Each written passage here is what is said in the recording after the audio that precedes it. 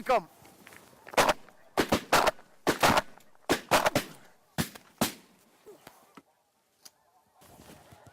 Take them.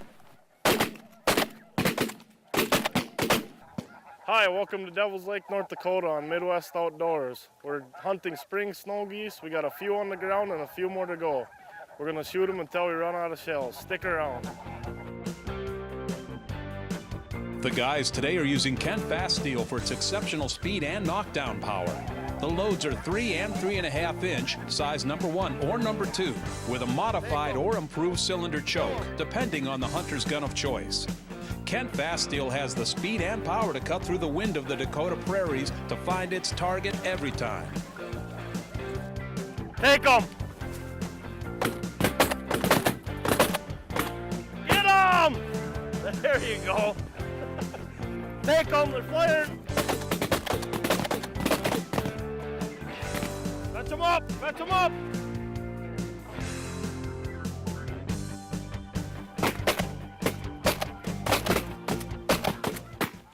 We have about a dozen on the ground so far. A bunch more working the decoys here. I guess they pretty much just follow the snow line up in the spring. I don't know a whole lot about it. I know a lot of the birds have already passed through the Dakotas, but there is a ton of birds here. I guess every spring it's like this out here. And as you can see, there's still tons of them left here in the Dakotas. And there's no limit. Take them!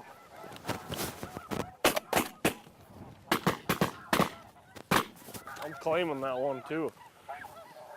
Well, this is an older blue goose. They're kind of taking over the main population of the snow geese from breeding. I think most of them are bred in the James Bay colony, is most of the birds we're shooting at here. They breed up there, head down to Texas every year, and then they kind of make their way back up, kind of follow the snow line. This is kind of the last stop before they head up to their breeding grounds, kind of their last chunk of corn too, so that's kind of why they hang around here till they have to leave. The snows, the Ross geese, and the blues, they all kind of travel together in this flyway, end up on the same breeding grounds, and I think the blue geese are kind of taking over the population of them now. So that's kind of why they have this conservation season in the spring. There's way too many of them, and we're just trying to do something about it.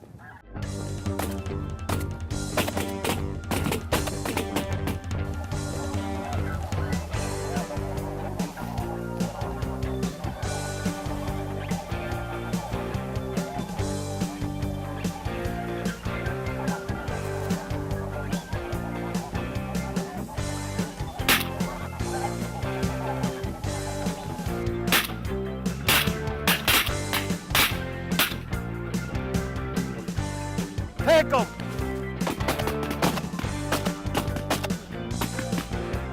The three species we're targeting this morning is the blue goose, the snow goose, and the Ross goose. This is the blue goose.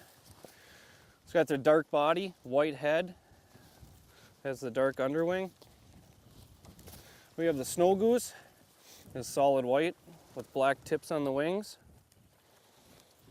We have the Ross goose. It's a little bit smaller than the snow goose, has a lot shorter beak.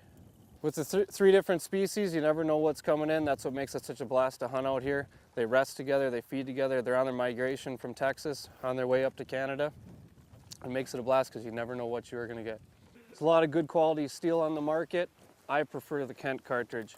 It's fast and it hits the target, and all this wind and the fast birds, it does a great job.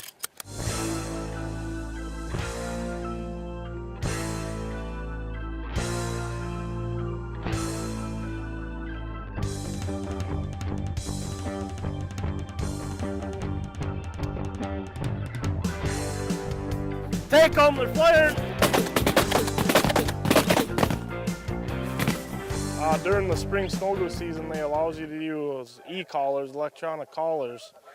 Just got a basic setup, a couple of horn speakers hooked up to a regular CD deck that you would use in your car, 50 watt by 4, just so you got enough power. Hook them up to your, set it up in a toolbox so stuff stays dry, and hook them up to a regular battery, and you're good to go.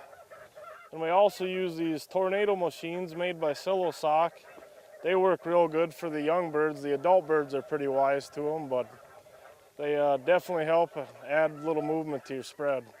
If you don't have no wind, your decoys look like scarecrows, and it's good to have all that extra movement out there. When they're out in these fields, they're feeding a lot, so they're constantly moving in front of each other, so you kind of want to simulate it that if you can.